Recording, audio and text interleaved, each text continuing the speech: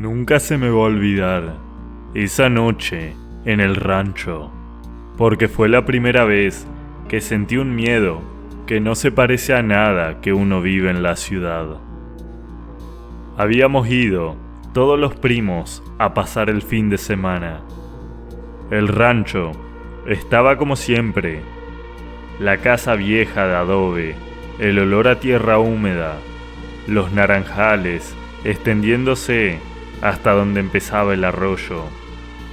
Esta vez llevábamos varios niños chiquitos, hijos de mis primos mayores, y por eso decidimos dormirnos todos en la parte de arriba de la casa. Abajo, decían, se metían culebras, alacranes y arañas grandes cuando hacía calor, y nadie quería arriesgarse. La noche estaba pesada, sin viento.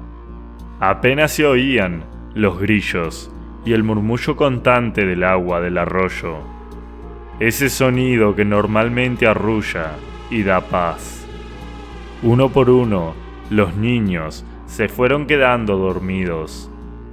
Los acostamos juntos, bien tapados, y los adultos nos quedamos platicando en voz baja, recordando historias del abuelo, riéndonos un poco, tratando de espantar el sueño. Fue entonces cuando escuchamos la risa. Al principio, pensé que era de uno de los niños, que se había despertado. Era una risa suave, como de juego, de esas que suenan inocentes. Pero luego me di cuenta de algo que me heló la sangre. La risa no venía de la casa, venía de afuera. Todos nos quedamos en silencio. La risa seguía, clara, infantil, como si varios niños estuvieran jugando a las escondidas. Nos miramos entre nosotros, confundidos.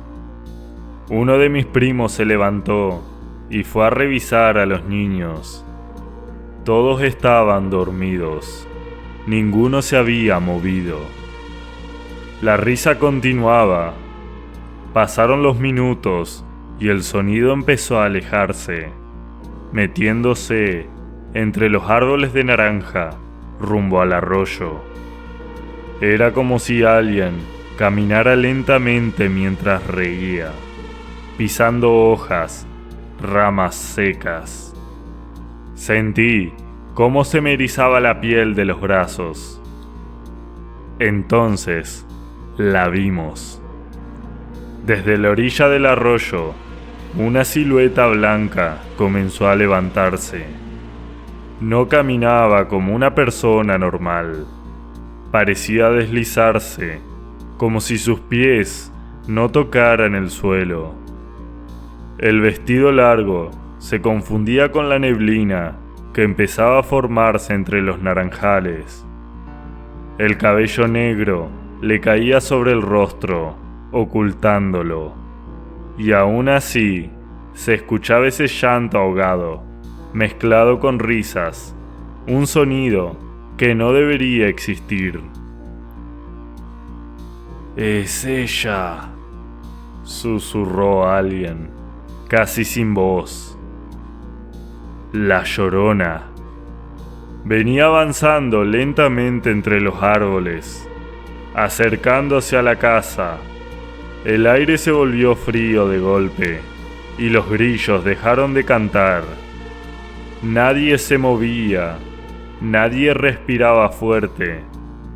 Sentí un nudo en el estómago cuando pensé en los niños dormidos detrás de nosotros. Fue entonces que recordamos al abuelo. Él siempre decía que el miedo se alimenta del silencio, que a los entes no se les reza, se les enfrenta, que cuando algo así aparece, hay que mentarle la madre sin miedo, como si fuera cualquier hijo de vecino. Y así lo hicimos. Empezamos a gritar groserías, insultos, maldiciones. Le mentamos la madre con todas las ganas, con la voz temblorosa pero firme. Cada palabra salía cargada de terror, pero también de coraje. La figura se detuvo. El llanto se volvió un quejido largo, profundo, que retumbó en los árboles. Por un momento pensé que iba a seguir avanzando, pero no. La Llorona empezó a retroceder, deslizándose de nuevo hacia el arroyo, perdiéndose poco a poco entre la neblina y los naranjales, hasta que el último sonido que quedó fue el agua corriendo, como si nada hubiera pasado. Esa noche nadie durmió. Nos quedamos sentados hasta que amaneció, cuidando a los niños, escuchando cada ruido, cada crujido de la casa. Desde entonces, cada vez que paso por un naranjal de noche, escucho agua corriendo. Recuerdo esa risa y sé que hay cosas que no deberían andar sueltas cuando cae la oscuridad. Y que el abuelo tenía razón. Hay miedos que solo se van cuando uno se atreve a enfrentarlos. No me pasó a mí directamente, y la verdad, nunca supe todos los detalles completos. Lo que sé, me lo contaron por partes, semanas después, cuando ya estaba todo mal. Aún así, cada vez que lo recuerdo, siento ese tipo de miedo que no se va, el que se queda dando vueltas en mi cabeza. Este compa mío acababa de terminar la universidad. Era de los más brillantes del grupo, de esos que siempre parecían ir un paso adelante. Un día decidió que ya no quería la vida normal. Ciudad, renta, tráfico y oficinas. Dijo que se iba a desconectar del sistema. Se puso en modo hippie, como él mismo decía, y junto con otro amigo compró unos terrenos en un cerro, lejos de todo. No había luz, ni agua, ni señal, nada. Aún así se las ingeniaron. Pusieron baños secos, generadores, recolectores de agua de lluvia. Cada quien se construyó su propia cabañita con madera y lámina. Vivían aislados, pero según ellos, eran libres. Bajaba a la ciudad solo cuando era necesario, y luego regresaban al cerro. Así estuvieron como un año. Un día, sin aviso, llegaron camionetas. No eran policías, no eran campesinos, eran narcos. Les dijeron que esos terrenos ya no le pertenecían, que ahora eran de ellos. Los obligaron a hincarse, les pusieron capuchas en la cabeza y los amarraron. Ahí mismo, con armas apuntándoles, los hicieron firmar unos papeles para ceder el terreno. Papeles sin nombre, sin sellos, sin nada legal, pero firmados bajo amenaza de muerte. Después de eso, no se fueron. Los dejaron amarrados. Mi compa no sabe cuánto tiempo pasó. Dice que el sol ya se había movido cuando empezó a escuchar menos voces, menos pasos, solo el viento del cerro y su propia respiración debajo de la tela que le cubría los ojos. No sabe cómo, pero logró desatarse. Con las manos entumidas, con el corazón a punto de salirse del pecho, no se quitó la capucha hasta que estuvo seguro de que estaba solo. Cuando lo hizo, su amigo seguía ahí, amarrado, inmóvil. Le gritó, pero no respondió. Entró en pánico. Sabía que si se quedaba, iban a regresar. Corrió cerro abajo, como nunca había corrido en su vida. Se cortó, se cayó, se perdió varias veces. Caminó horas hasta llegar a una carretera. De ahí logró llegar a la ciudad. Nunca volvió. La historia me la contaron casi un mes después. En ese momento no había rastro del otro amigo. Nadie sabía nada, nadie denunció, nadie preguntó demasiado. En esos casos, todos entienden que hay silencios que te mantienen vivo. Han pasado como 2 años desde eso. El amigo nunca apareció. No sé si lo encontraron después, si sigue vivo en algún lugar o si el cerro se lo tragó para siempre. Mi compa, el que escapó, está bien, eso dicen, pero no es el mismo. Perdió peso, dejó de hablar con casi todos, dejó de trabajar. Lo último que supe es que se metió a un culto religioso. Dice que ahí encontró la paz, que ahí entiende por qué sobrevivió.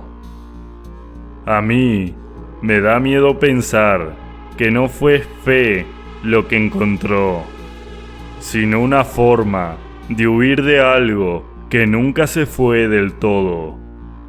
Porque hay cosas que no se superan, solo se aprenden a esconder.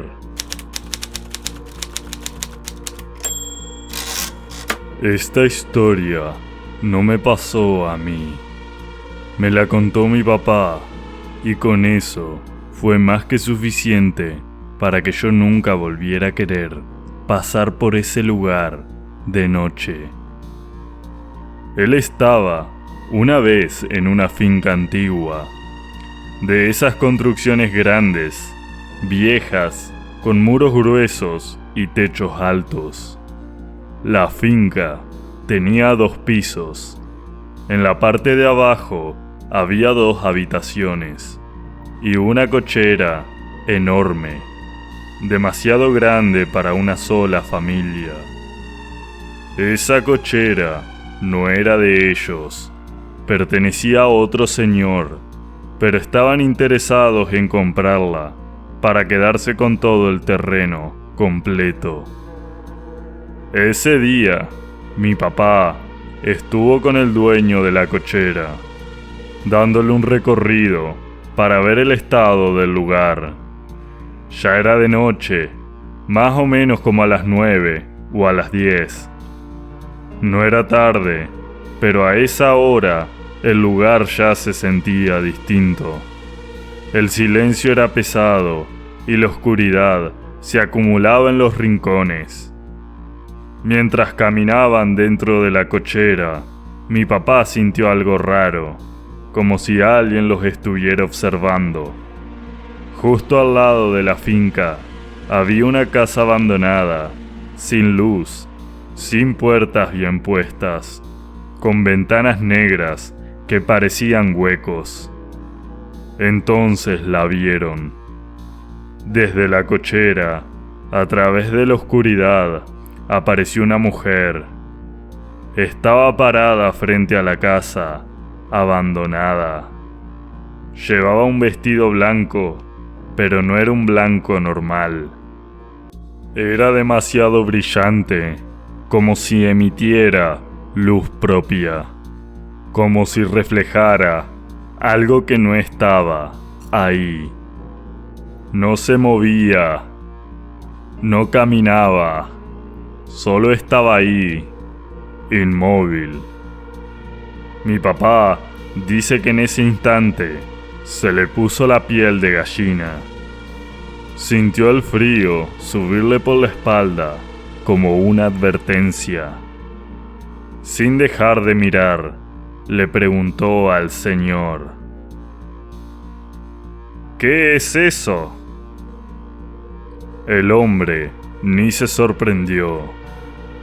Con total tranquilidad, le respondió que eso siempre había pasado, que se aparecía seguido, sobre todo a esas horas de la noche, como si fuera algo normal, como si ya estuvieran acostumbrados.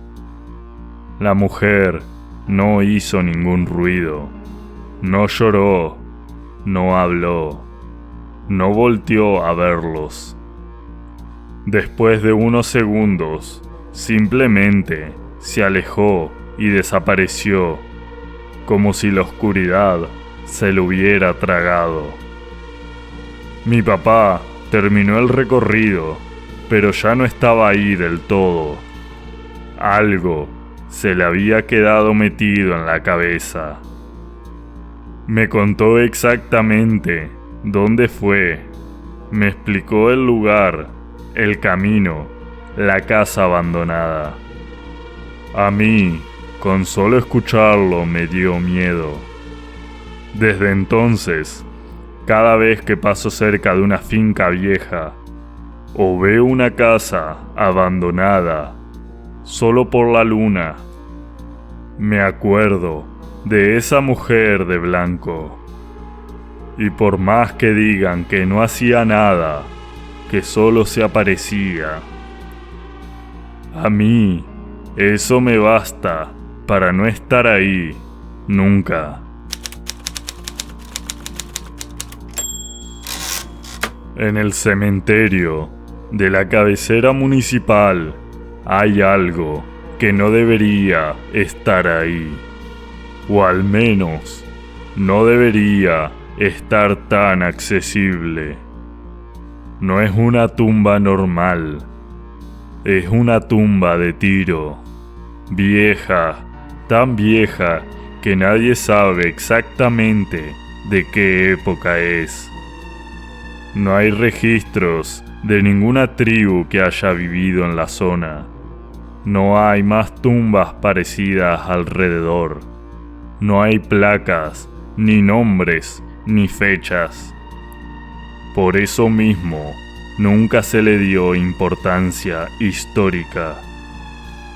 Dicen que lleva siglos vacía, y con los años la gente se acostumbró a verla como una rareza más del panteón. Tan normal se volvió que incluso permiten bajar. Hay una escalera de madera que desciende directo al fondo del tiro. Nadie recuerda quién la puso ni cuándo apareció ahí. Simplemente ha estado siempre. La madera está gastada, oscura, pero firme, como si alguien la bajara y la subiera con frecuencia, aunque nadie admite hacerlo. Si bajas, el aire cambia, huele distinto, más frío, más pesado. Las paredes son de tierra y piedra, húmedas al tacto. Y si caminas hasta la parte más alejada de la entrada, la que queda en completa oscuridad, lo ves. Un agujero. No es grande, pero tampoco es tan pequeño. Tiene el tamaño justo para que un niño pequeño pueda meterse arrastrándose. Lo extraño es que no importa con qué lo alumbres, linterna, lámpara, celular. La luz entra unos metros y luego desaparece. No se ve el final. La leyenda dice que ese túnel conecta con una cueva subterránea donde hay un tesoro colonial. Oro, monedas, reliquias escondidas hace siglos. Pero hay una condición. Para llegar, tienes que arrastrarte, sin detenerte, sin dudar, sin voltear atrás. Porque si te detienes, o si intentas regresar, nadie vuelve a saber de ti. Mi padre me contó que cuando él era niño, sus padres, mis abuelos, le prohibieron siquiera acercarse. No como advertencia normal, sino como orden absoluta. Le dijeron que ya había niños que habían desaparecido ahí. Niños que se metieron creyendo en el tesoro, creyendo en la leyenda. Nunca encontraron cuerpos. Nunca se escucharon gritos. Nunca supieron en qué punto dejaron de existir. Algunos dicen que el túnel se cierra. Otros que no es tan largo como parece, pero que algo ahí debajo no te deja salir. Otros juran que no desapareces, que simplemente te quedas caminando por debajo del panteón para siempre. Yo nunca he bajado, nunca he tocado ese agujero, pero cada vez que paso por ese cementerio, no puedo evitar pensar que la escalera sigue ahí, esperando a alguien más que crea que puede llegar al final. Y que hay lugares donde el verdadero tesoro no es lo que prometen al fondo, sino el simple hecho de no entrar.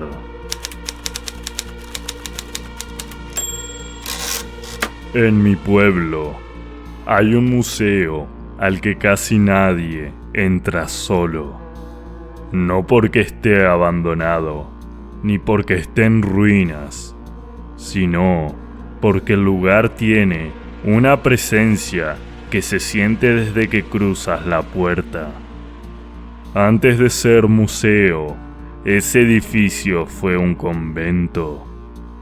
Uno muy antiguo, de muros gruesos, pasillos largos y patios interiores donde el silencio parece quedarse atrapado.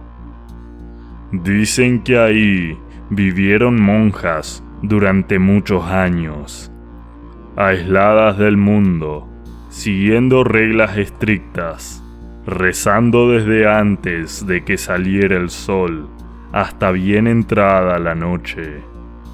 Cuando el convento fue cerrado, el edificio pasó por varias manos hasta que lo convirtieron en un museo. Pintaron las paredes, pusieron vitrinas, colgaron cuadros y placas explicativas, pero nunca lograron quitar del todo lo que se quedó ahí adentro. La monja se aparece. No todos la han visto, pero todos han escuchado hablar de ella. Los veladores nocturnos, los guías de la gente, las mismas personas que han trabajado limpiando el lugar cuando no hay visitantes. Siempre es lo mismo, siempre a ciertas horas, siempre en las mismas zonas. La describen igual, una monja alta, con hábito oscuro, el rostro casi siempre cubierto por la sombra del velo. No camina como una persona normal, Avanza despacio, sin hacer ruido, como si flotara a unos centímetros del suelo. No deja huellas, no mueve nada, solo pasa. La primera vez que supe bien de la historia fue porque un conocido trabajó como vigilante del museo.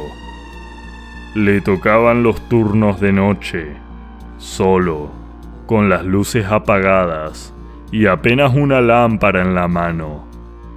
Me contó que a eso de la madrugada empezó a escuchar pasos en el pasillo del segundo piso, justo donde antes estaban las celdas de las monjas. Pensó que era un ratón o el edificio acomodándose con el frío, hasta que vio la sombra. La silueta cruzó el pasillo lentamente y se detuvo frente a una puerta que ya no existe. Una puerta que, según los planos antiguos, llevaba directo a la capilla. Él intentó hablar, pensando que alguien se había metido. La figura no respondió, solo giró un poco la cabeza, lo suficiente para que entendiera que lo estaba mirando. No gritó, no corrió, se quedó paralizado. La monja siguió su camino y desapareció al doblar el pasillo. Cuando él fue a revisar, no había nadie, ni puertas abiertas, ni ventanas, nada. Desde entonces, nadie quiere quedarse solo en el museo después de que cae la noche. Hay salas que cierran más temprano. Hay zonas donde dicen que la temperatura baja de golpe, donde el aire se siente más pesado, donde incluso en pleno día se escuchan rezos muy bajos, como murmullos que no alcanzas a entender. Los más viejos del pueblo dicen que la monja no es mala, que simplemente sigue cumpliendo su rutina, que no sabe que el convento ya no existe, que no entiende de vitrinas ni de turistas. Pero también dicen que si la ves de frente y te mira directamente, es porque algo no anda bien contigo, que es una advertencia. Yo he ido al museo varias veces, siempre de día, siempre acompañado.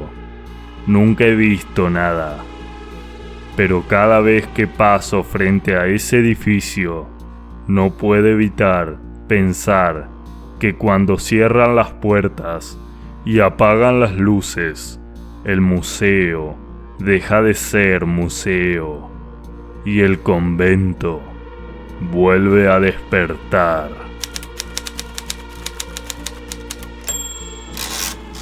En el poniente de la Ciudad de México, donde la ciudad empieza a deshacerse y el cerro se la va comiendo poco a poco, hay cosas que no aparecen en los mapas ni en las noticias.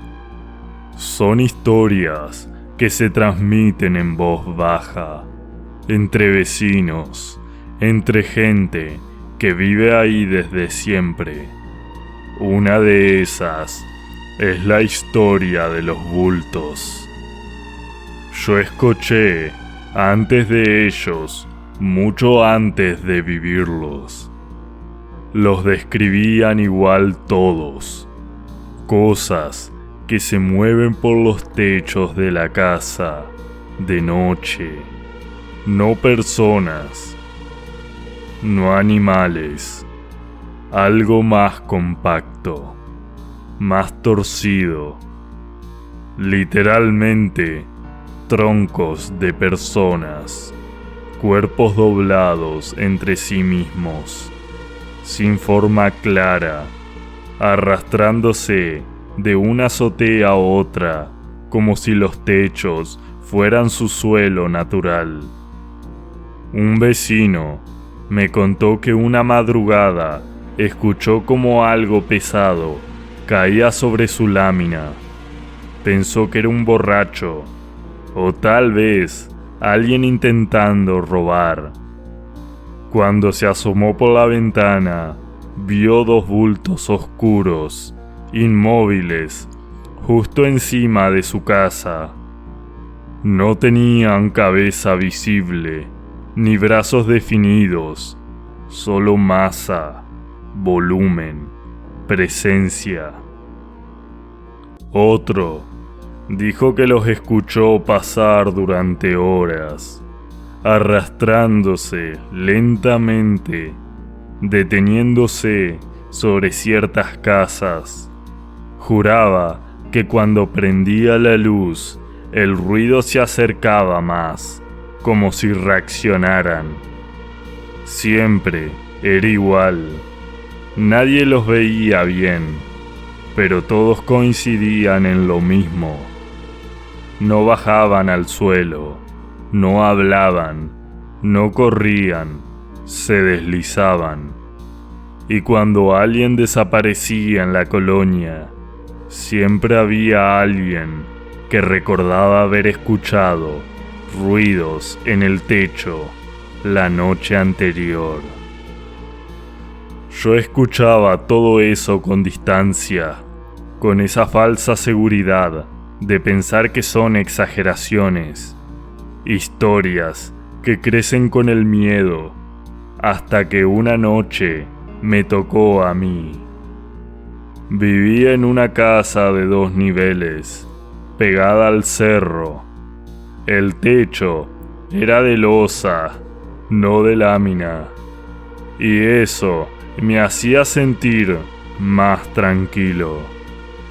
Esa noche llegué tarde.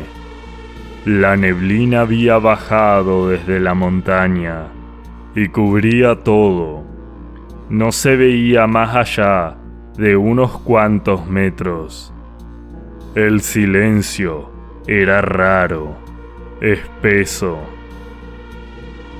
Como a las 2 de la mañana me despertó un sonido seco. No fue un golpe, fue peso, como si algo se hubiera apoyado lentamente sobre el techo. Me quedé quieto, escuchando. Pensé en gatos, en perros, en cualquier cosa lógica. Entonces escuché el arrastre, muy despacio.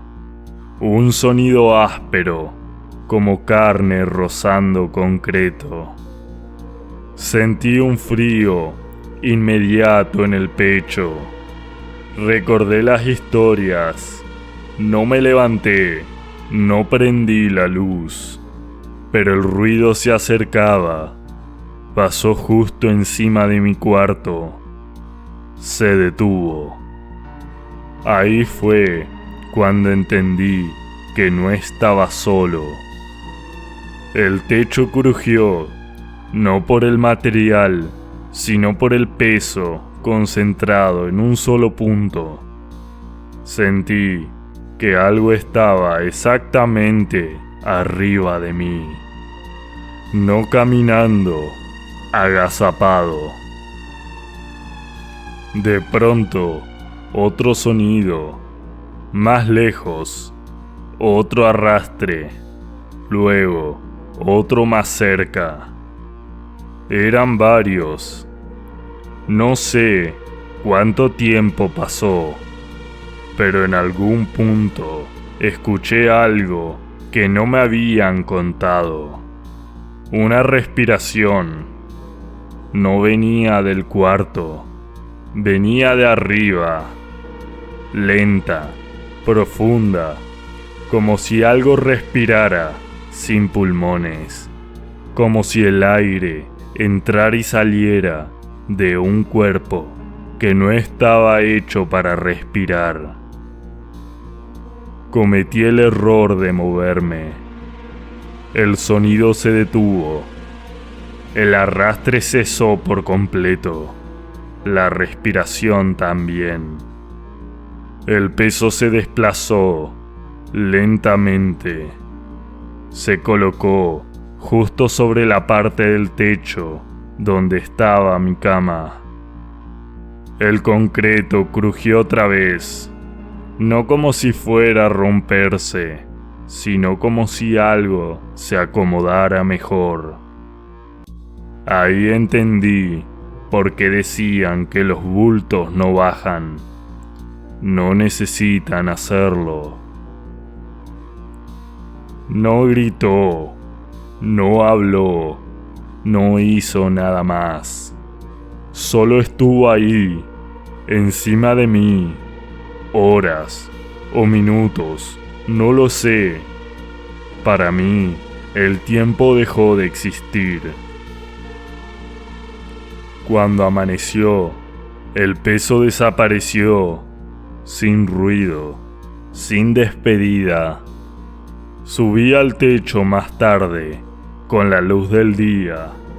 Encontré marcas, hundimientos circulares, como si algo muy pesado hubiera estado apoyado ahí durante mucho tiempo.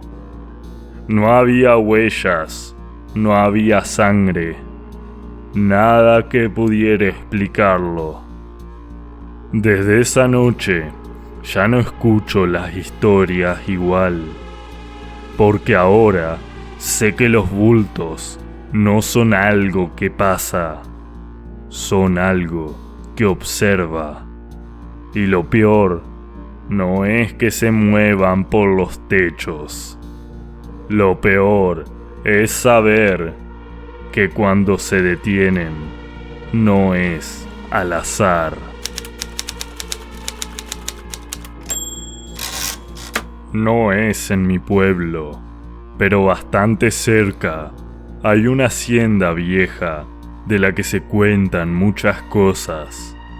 No es un lugar abandonado del todo. Ha tenido distintos usos con los años y por eso la gente entra y sale sin darle demasiada importancia. Aún así, siempre ha existido la misma historia alrededor de ese lugar. Dicen que por las noches se escuchan los pasos de una mujer caminando por los pasillos. Tacones, claros, firmes, lentos. No pasos normales, sino ese sonido inconfundible del tacón golpeando el piso antiguo. A veces se oyen lamentos, como si estuviera llorando mientras camina, arrastrando algo invisible detrás de ella. La versión más repetida es que esa mujer fue asesinada ahí mismo, en la hacienda. Algunos dicen que fue su padre, otros que fue un familiar cercano. Nadie se pone de acuerdo en los detalles, pero todos coinciden en lo mismo. Murió ahí y nunca se fue. Cuando me tocó vivir en la hacienda durante un mes completo, ya conocía la historia y la verdad nunca le di demasiada importancia. Siempre he sido escéptico, de los que creen que casi todo tiene una explicación lógica, sobre todo en lugares viejos. La hacienda cruje, eso es un hecho. Los techos son de madera antigua. Las vigas se mueven con los cambios de temperatura. El viento se mete por rendijas invisibles. De noche, todo eso suena más fuerte. Así que cuando empecé a escuchar ruidos, pasos lejanos, golpes suaves, lo atribuí a eso. Madera vieja, nada más. Un par de veces se apagaron las luces de algunas habitaciones sin razón aparente. Pensé en las instalaciones eléctricas, cables viejos, humedad. Nada fuera de lo normal para un edificio con tantos años encima.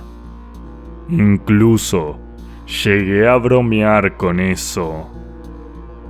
Aquí espantan, decía, pero el único fantasma es la falta de mantenimiento.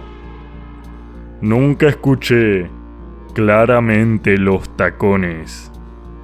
O tal vez sí, pero mi cabeza siempre encontró otra explicación. Algún trabajador caminando tarde, algún eco raro, cualquier cosa menos aceptar la historia. Hasta esa noche me acosté como siempre, cansado, con los audífonos puestos. No suelo quedarme dormido con ellos, pero esa vez lo hice. Música baja, nada extraño. Yo no soy de los que se mueven dormidos, no doy vueltas, no me enredo con las cobijas. No hablo mientras duermo. Siempre he sido así. Desperté de golpe a las 3:33.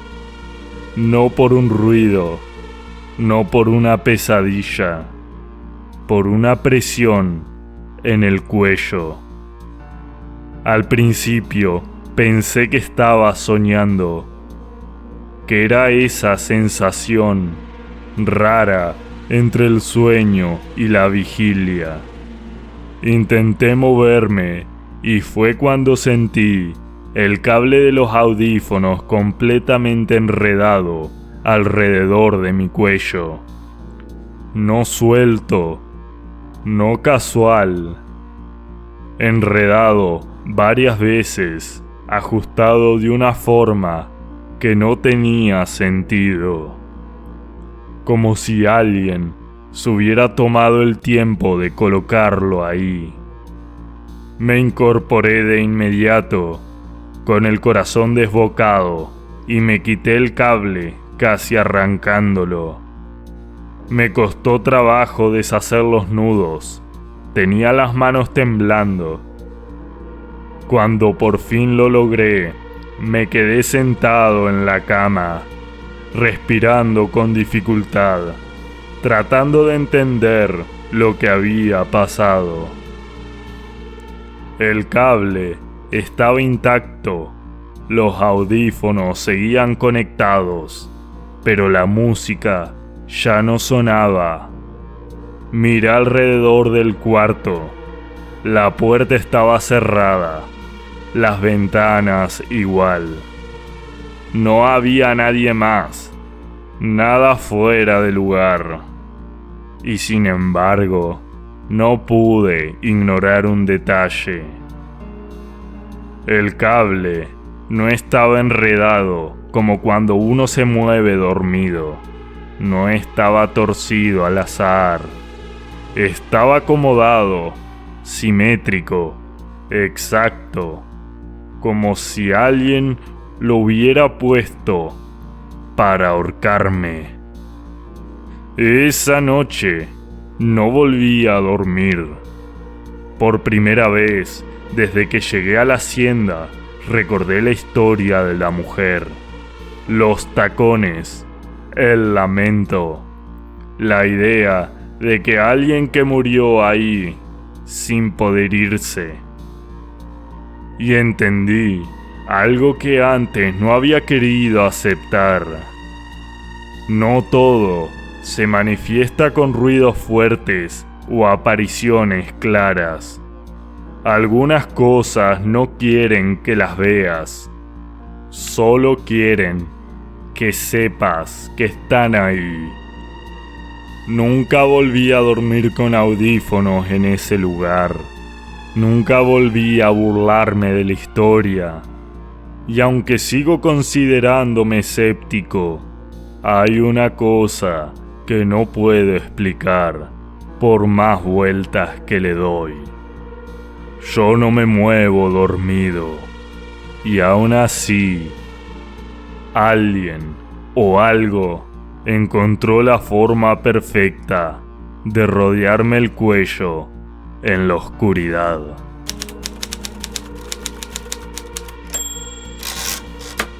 En mi ciudad hay un Soriana que todo el mundo conoce, no porque sea especialmente grande ni moderno, sino porque lleva tantos años ahí que ya forma parte del paisaje. La gente entra, compra, se va, y nadie piensa en lo que pasa cuando bajan las cortinas y apagan la mayoría de las luces. Pero los que trabajan ahí de noche sí. Desde hace años circula la misma historia entre los guardias de seguridad. En ese Soriana se aparece una niña. Dicen que tiene como 7 años, que viste un short y una playera clara, y que siempre anda descalza o con tenis viejos. No llora, no grita, no corre, solo aparece. Las primeras veces nadie le dio importancia. En las cámaras de seguridad se veían cosas raras, pero siempre había una explicación.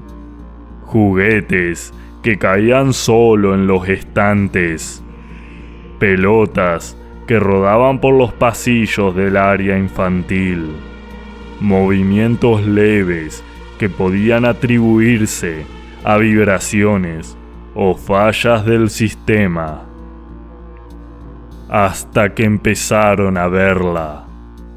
Un guardia juró haberla visto parada al fondo del pasillo de juguetes, mirándolo fijamente.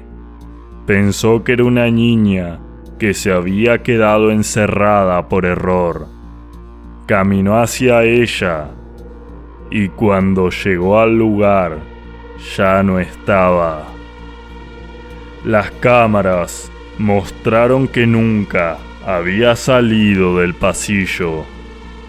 Otro guardia contó que una noche se quedó dormido en su turno, sentado en una silla cerca del área de cajas. Dijo que sintió cómo alguien lo jalaba suavemente del pantalón. Abrió los ojos molesto, pensando que era su supervisor, y vio a la niña frente a él. No hablaba, solo lo miraba con una expresión tranquila, casi curiosa. Instantes después, entró el supervisor al área. Si no se hubiera despertado en ese momento, lo habrían corrido. Desde entonces, muchos dicen que la niña es buena, que no hace daño, que solo juega, que incluso cuida a la gente. El problema es que no aparece solo dentro del Soriana. Justo al lado hay un restaurante familiar con un área de juegos tipo pelotero. Por las mañanas, cuando los empleados llegan a abrir, a veces encuentran pelotas tiradas por todo el lugar. No solo dentro del área de juegos, sino en la cocina, cerca de las mesas, incluso detrás del mostrador. Siempre lo mismo. Nadie forzó nada, nadie entró, y las cámaras no muestran nada. Solo pelotas fuera de lugar. Una vez, alguien dejó su carro estacionado en el Soriana porque se le descompuso. Dentro traía juguetes de sus hijos, carritos, muñecos, figuras pequeñas. De madrugada, unas personas que pasaban por ahí vieron a una niña sola dentro del vehículo, jugando en el asiento del copiloto. Se asustaron y avisaron al guardia. Cuando fueron a revisar, no había nadie. Solo los juguetes acomodados cuidadosamente sobre el tablero. Yo escuché todas esas historias antes de vivir lo que viví. Y como siempre, pensé que eran exageraciones. Historias que crecen con el tiempo, alimentadas por turnos nocturnos, cansancio y sugestión. Nada más. Hasta que una noche me tocó quedarme ahí. No trabajaba como guardia, pero por una situación específica terminé acompañando a uno de ellos durante un turno nocturno. Todo estaba en calma, las luces mínimas encendidas, el eco de nuestros pasos rebotando en los pasillos vacíos, las cámaras mostrando imágenes normales. Pasada la medianoche, el guardia me dijo, casi en broma: si ves a la niña, no te asustes. Sonreí, no le respondí. Minutos después, escuchamos un sonido seco, plástico golpeando el piso. Venía del pasillo de juguetes. Caminamos hacia allá, pensando que algo se había caído. Y entonces la vi. No de golpe, no como un susto.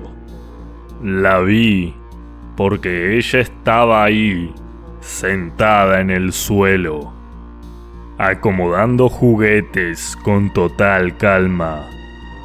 Tenía el short que decían, la playera clara, el cabello oscuro, un poco despeinado. No levantó la cabeza de inmediato. Mi primer pensamiento fue absurdo. ¿Cómo entró una niña aquí? El guardia se quedó quieto. Yo di un paso adelante. Oye, dije con la voz más baja de lo normal. ¿Estás perdida? La niña levantó la mirada. No tenía una expresión aterradora. No sonreía. No estaba triste. Solo me observaba, como si me estuviera estudiando. Sentí un frío extraño en el pecho. No miedo puro, sino una incomodidad profunda, como si algo no encajara. Ella se puso de pie.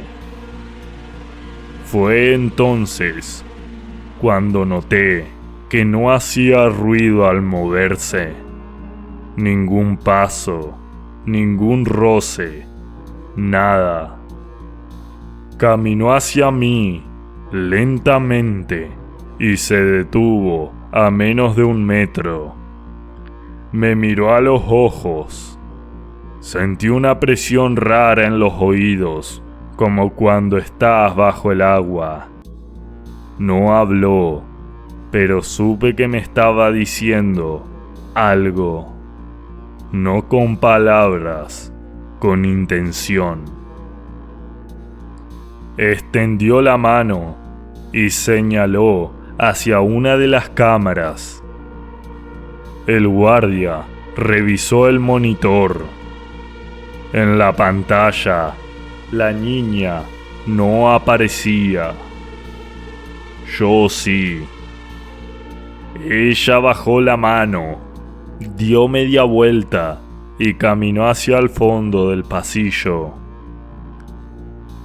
Simplemente se fue perdiendo entre los estantes, como si el lugar la absorbiera. Ninguno de los dos habló durante varios minutos.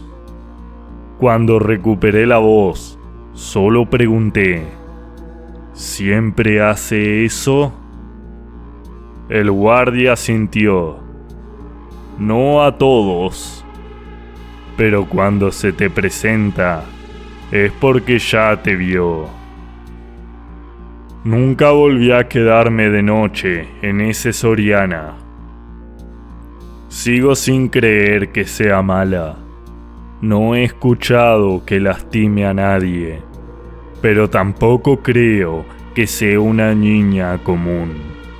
Hay algo en la forma en que se mueve, en cómo interactúa con los objetos, en cómo elige a quién mostrarse, como si estuviera jugando, como si ese lugar fuera su casa, y nosotros solo visitas que a veces se quedan demasiado tiempo.